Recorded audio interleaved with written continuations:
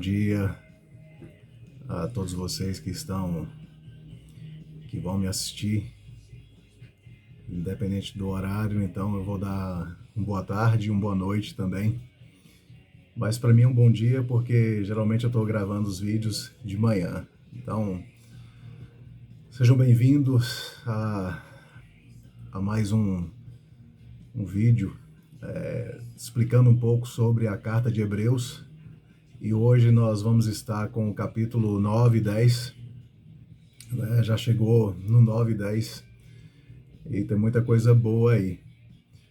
Então fiquem à vontade, espero que vocês estejam curtindo bastante esse momento. Eu estou gostando muito e que seja uma leitura prazerosa para nós, né? Uma coisa que é bem interessante, que a leitura da Bíblia, quando a gente usa a metáfora do alimento, né, assim como um pão que nós temos que comer para poder o corpo ficar satisfeito, né, e nutrido, a leitura da Bíblia, a leitura da palavra de Deus, ela tem esse poder também de alimentar o nosso espírito, né?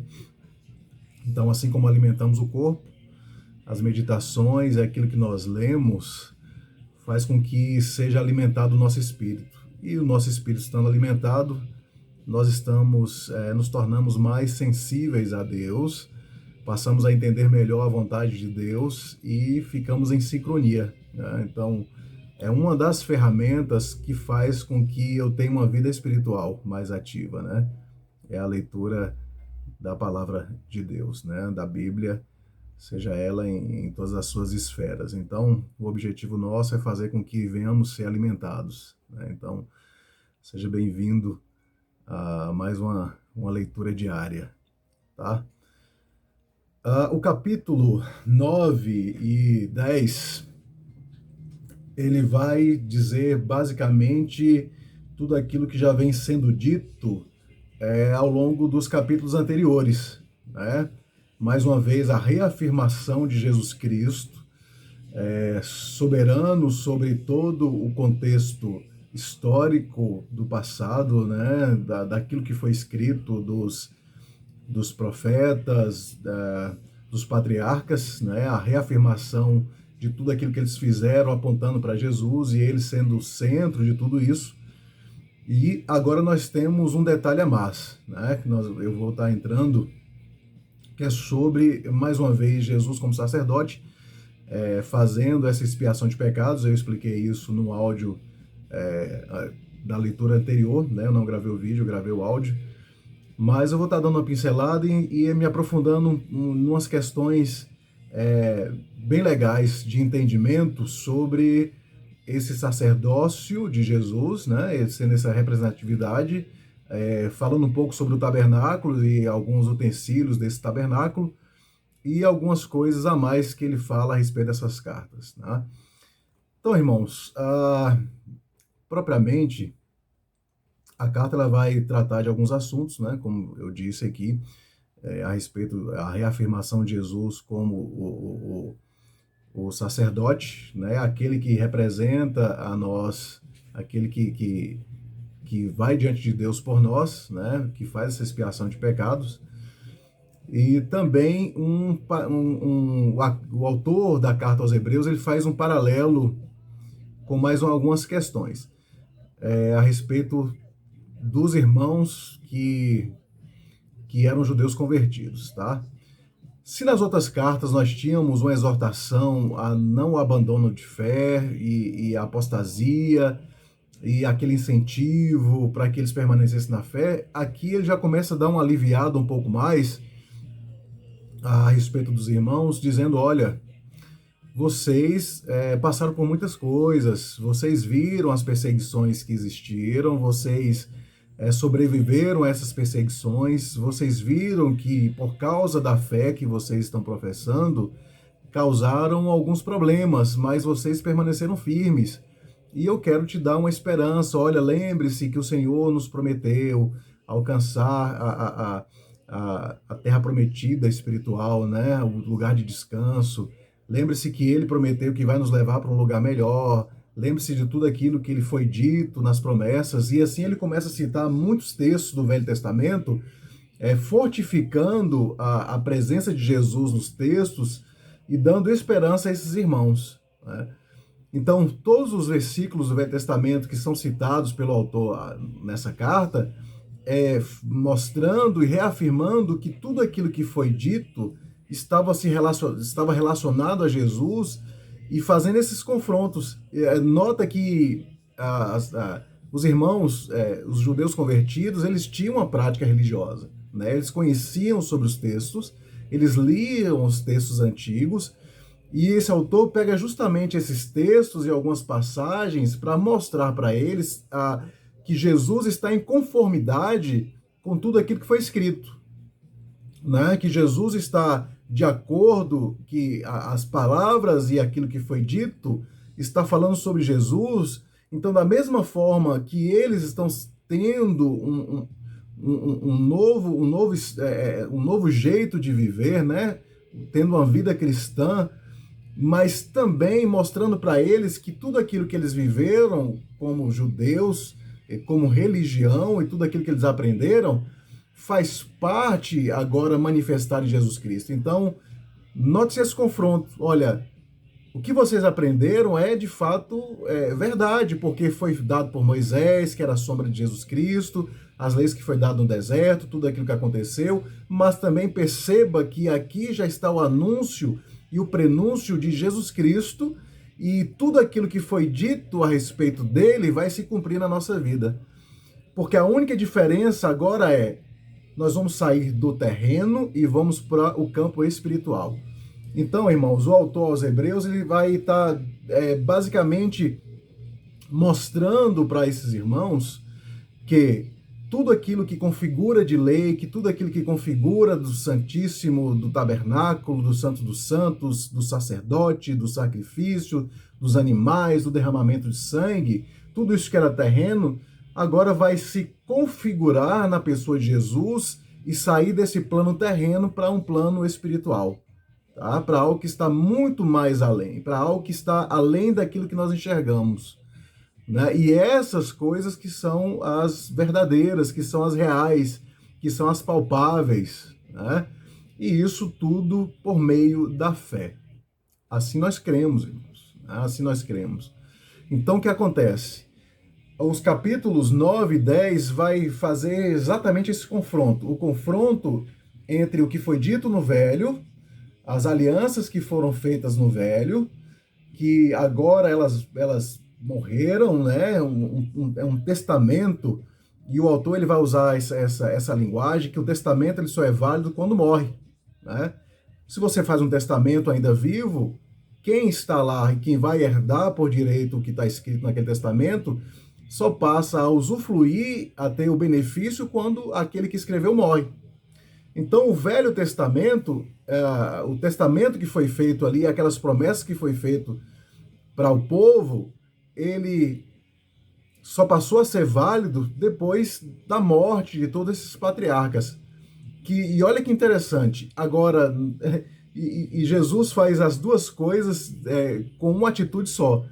Então ele valida o testamento, as promessas que foram feitas ali no Velho, e traz um novo testamento para todos aqueles que passaram a aceitá-lo. Ou seja, esse Novo Testamento, ele vai validar o Velho, porque as promessas que estavam lá, agora, já que os patriarcas morreram, já que os sacerdotes morreram, e ele assume essa postura, então, o que aqueles, e isso eu estou dizendo na questão terrena, então, na questão material, né, na questão física, passa a ser válido, e essas promessas também passam a fazer parte da gente por meio de Jesus, que morreu sendo o sacrifício e sendo o sacerdote, né, levando o homem até Deus, sendo essa representatividade da expiação dos pecados, e sendo o próprio animal de sacrifício, né, de forma figurada ali, trazendo a remissão de pecados. Então, ao mesmo tempo que ele valida o Velho, faz então um novo pacto com a gente. Agora, só que é um pacto eterno, né? é um testamento que foi feito de forma eterna, ou seja, já não tem mais um prazo de validade, já não é mais necessário alguém morrer, porque já foi morto, então ele inicia um novo testamento, um novo pacto, uma nova aliança, validando na sua própria morte, e mesmo na sua ressurreição, fazendo valer também o velho. Irmãos, parece assim uma coisa complexa, né? Parece um negócio contraditório, mas é interessante porque a figura de Jesus, ele valida o Velho Testamento nas suas promessas, como se encerra um ciclo ali mortal, e agora aquilo que é imaterial passa a fazer parte da nossa vida. Ou seja, as promessas que foram feitas no Velho continuaram valendo porque foi cumpridas em Jesus. Então, aquilo que era sombra do que Deus queria para nós se manifesta em Jesus, então passa também a fazer parte de nós. E assim, então, Jesus constrói uma nova aliança. Né? Agora, uma aliança validada no seu sangue, uma aliança validada naquilo que ele fez por nós, na expiação definitiva, né? Na remissão de pecados, no derramamento de sangue sacrificial definitivo. Consegue entender? Tá dando para acompanhar esse raciocínio? Então eu vou só repetir mais uma vez, tá? Para poder ficar bem entendido. O autor da carta aos Hebreus, no capítulo 9 e 10, ele vai dizer basicamente que a pessoa de Jesus, após se apresentar como sumo sacerdote, né, como supremo sacerdote, como aquele que vai levar o homem até Deus, o que vai apresentar os pecados do homem a Deus a fim de ser perdoados, ele se torna o sumo sacerdote, ele se torna o próprio animal do sacrifício, como era feito no Velho Testamento, para que esse derramamento de sangue pudesse expiar os pecados do povo e também expiar o próprio pecado do sacerdote. Então Jesus, como ele não teve pecado, e como eu disse anteriormente nos outros vídeos e nos áudios, que Jesus ele não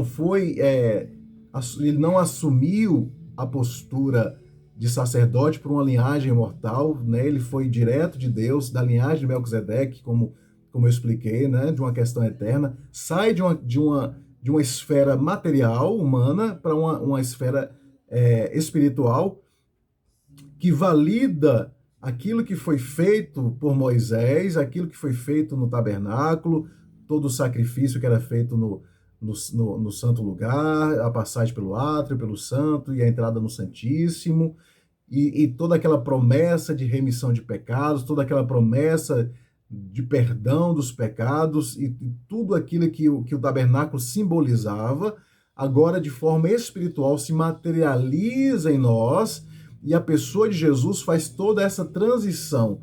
Então, o pacto que foi feito no Velho Testamento vai ser validado porque se encerra o ciclo mortal, então para um testamento ser válido tem que morrer, então morre-se uma linhagem de sacerdotes, por assim dizer, para que valide esse testamento, e cria-se um novo testamento na pessoa de Jesus, e também na sua morte passa a ser validada. Então, como é que valida esse novo testamento em nós? É validado de forma espiritual. Vamos agora entrar numa questão para vocês entenderem como é que vai funcionar esses paralelos entre o que acontecia no Velho Testamento a respeito do tabernáculo e a respeito do sacerdote, e agora em Jesus Cristo, sendo o sumo sacerdote, sendo o supremo sacerdote e fazendo essa manifestação daquilo que estava no Velho. Tá? Nós vamos falar um pouquinho sobre isso aí.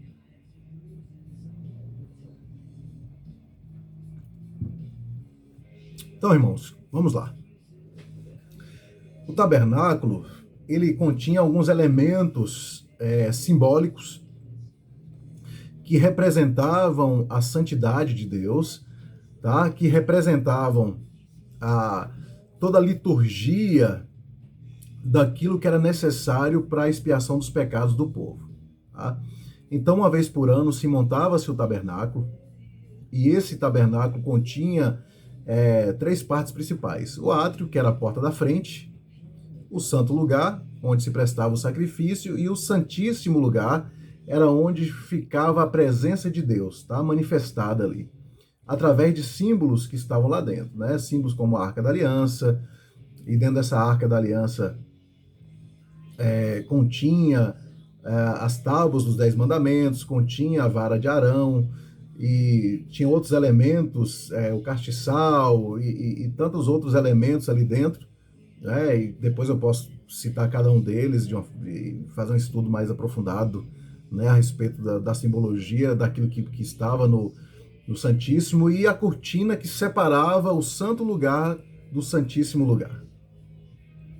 Então imagine, irmãos, um tabernáculo, imagine uma tenda enorme com essas 3 repartições, e nas repartições tinha esse santíssimo lugar, tinha um santo lugar, que é onde existia a mesa do sacrifício, onde trazia os animais e sacrificava, tinha um átrio onde se entrava, lavava as mãos e tinha bacias. É um simbolismo impressionante, são elementos simbólicos, né, de utensílios que faziam parte desse tabernáculo, desde da concepção das madeiras onde encaixar, a tenda, as cordas.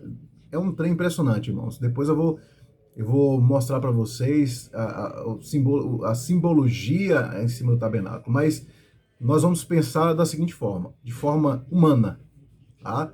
Então, de forma humana, o tabernáculo representava um lugar de adoração, representava um lugar onde Deus se manifestava, representava o perdão dos pecados, representava a ponte entre o homem e Deus, era onde o homem passava a ter acesso a Deus, na representatividade de um sacerdote que fazia toda essa liturgia.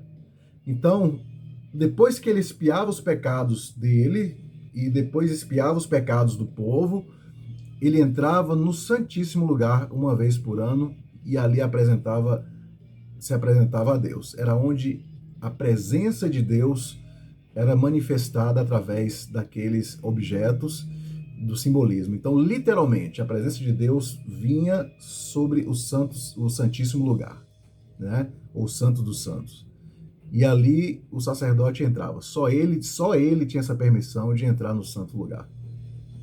Depois de ter feito toda essa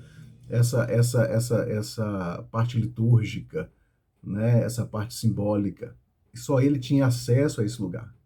Ele atravessava essa cortina e tinha acesso à presença de Deus, depois de tudo isso. Quando nós temos agora Jesus Cristo, irmãos, e a manifestação de Jesus Cristo, tudo que era a sombra do velho agora manifestado em Jesus, que ele se fez tudo isso, agora vem a parte mais impressionante. E agora nós vamos falar de uma questão espiritual, tá? Então nós temos o tabernáculo, e agora esse tabernáculo representa o homem, né? Nós que aceitamos a Jesus, nós que entendemos o processo de remissão de pecados através do seu sacrifício e aceitamos a Jesus Cristo, entendendo todo esse processo, nós passamos a ser esse tabernáculo. Agora olha que doideira. Nós temos um tabernáculo físico e agora todos esses elementos do tabernáculo passam a fazer parte de mim. Eu sou esse tabernáculo. Eu tenho todos esses atributos litúrgicos, eu tenho todos esses atributos simbólicos, eu tenho toda essa questão expressa lá no Velho Testamento. E aí Jesus Cristo faz com que nós nos transformemos nesse tabernáculo. E aí, quando nós aceitamos a Jesus, irmãos, quando nós entendemos esse processo, o que acontece? Jesus, como sumo sacerdote, ele vem em nós, ele está em nós, ele nos apresenta diante de Deus, porque agora nós fomos redimidos pelo seu sacrifício. Então, o sangue que Jesus derrama, ele nos purifica do pecado. Então, automaticamente, nós já somos apresentados a Deus por meio de Jesus, imaculados, sem pecados e perdoados através do sangue de Jesus, com sangue derramado. E toda aquela simbologia que existia no tabernáculo agora se configura numa ação simples e objetiva. A manifestação de Jesus em mim faz com que eu tenha acesso a Deus sem restrições, sem liturgias, sem processos, sem simbologias. Irmãos, é um negócio de doido. É um trem impressionante, porque para o homem só chegar a Deus e ser perdoado, existia todo um processo, toda uma forma litúrgica e simbólica. Agora não, irmãos, por causa da pessoa de Jesus, a manifestação de Jesus, passamos a ser esse tabernáculo eterno. Ou seja, de forma espiritual, irmãos, tudo que aconteceu no tabernáculo aconteceu em nós. Só que no tabernáculo era necessário fazer isso todo ano, agora em nós é eterno, é todos os dias.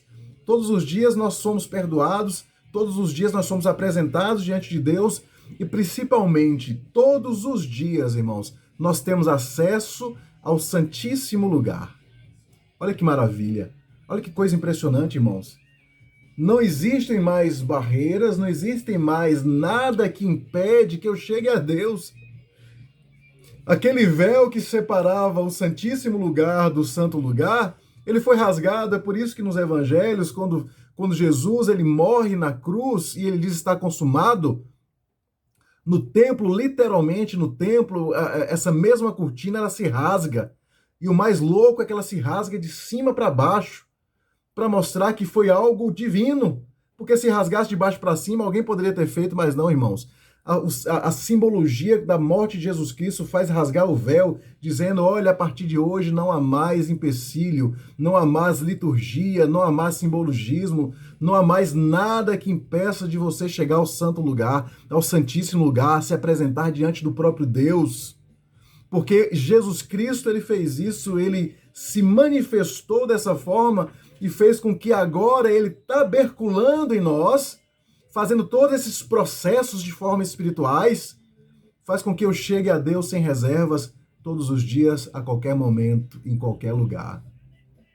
O que antes era para ser uma vez por ano e ter toda essa liturgia e só uma pessoa entrando e apresentando o povo diante de Deus no lugar santíssimo, agora, irmãos, todos nós podemos acessar o santíssimo lugar.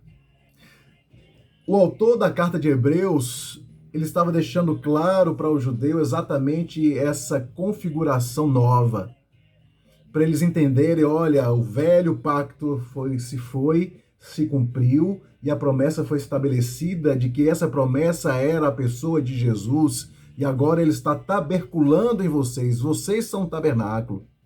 Então perseverem na fé, mantenham a esperança, lembre-se da promessa, lembre-se do pacto antigo, e ele se cumpriu.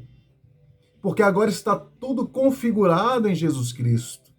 Irmãos, isso é a coisa mais louca que a mente humana possa tentar imaginar.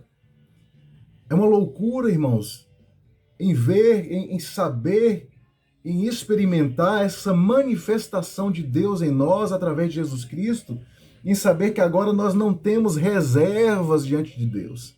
Agora temos acesso livre, não há nada que nos impeça, porque tudo aquilo que configurava o tabernáculo, a presença de Deus, está em mim. E isso é glorioso. Isso é a coisa mais impressionante. Talvez seja a parte mais forte, né, da carta aos Hebreus que nós estamos lendo até agora, porque nos dá uma certeza de quem é a pessoa de Jesus. Nos dá a certeza de quem Jesus é, e o que ele representa é muito mais do que um homem com sua ideologia, do que muito mais um homem com sua filosofia, muito mais do que um homem com um discurso que ia de encontro com os padrões antigos. Ele transcende de uma forma tão maravilhosa e tão transcendental, que faz com que eu, um homem comum, consiga experimentar o poder de Deus, consiga experimentar a graça de Deus, consiga experimentar o favor de Deus por meio de Jesus. Então, irmãos, que nós possamos manter essa convicção em mente, que Jesus em nós é a esperança da glória, porque tudo isso já foi manifestado nele e agora faz parte de mim, faz parte de você. Nós estamos alicerçados, enxertados em Jesus. Por isso que com ele também recebemos tudo aquilo que ele conquistou. Se com ele também recebemos o peso das escolhas, do sacrifício, do renunciar, do pedir perdão, do amar os inimigos, de fazer tudo aquilo que ele ensinou, de carregar a nossa cruz, também com eles recebemos, irmãos, essa glória eterna. Também com eles recebemos o estar junto a Deus, de ter Deus de forma tão acessível, justamente pela pessoa de Jesus. O autor da Carta dos Hebreus deixa muito claro que tudo configura e se estabelece em Jesus. Não há mais liturgia, não há mais lei. Tudo aquilo foi inserido na pessoa de Jesus, foi cumprido na pessoa de Jesus, que fez com que eu e você fôssemos purificados, perdoados e agora inseridos dentro desse contexto espiritual. Então, veja bem, sai do mortal, sai do físico para o espiritual e eterno. Sai daquilo que é finito para aquilo que não tem tempo, para aquilo que é infinito, para aquilo que transcende o raciocínio humano, para aquilo que transcende a visão humana. Está além. Que você possa receber essa graça, irmãos, essa convicção. Saiba que a pessoa de Jesus é a mais importante de tudo. Por isso que ele é o nosso tudo. Por isso que ele é suficiente. Por isso que ele é aquele que supre todas as nossas necessidades.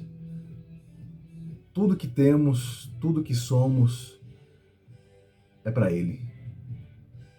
Foi por ele e por meio dele. Que ele possa ser essa ponte na sua vida, meu irmão. Que ele possa ser essa ponte na sua vida, minha irmã. Nunca se esqueça, Jesus Cristo é o ponto central de toda a nossa fé. Não tem nada que vá justificar, não tem nada que vá explicar, não tem nada que vai configurar aquilo que está nele. E se ele está em nós, então, meu irmão, você está no melhor lugar. Que Deus possa abençoar a sua vida. Que Deus possa manifestar Jesus Cristo em você. E que você esteja aberto para receber esse Jesus. Que Deus abençoe. Até a próxima.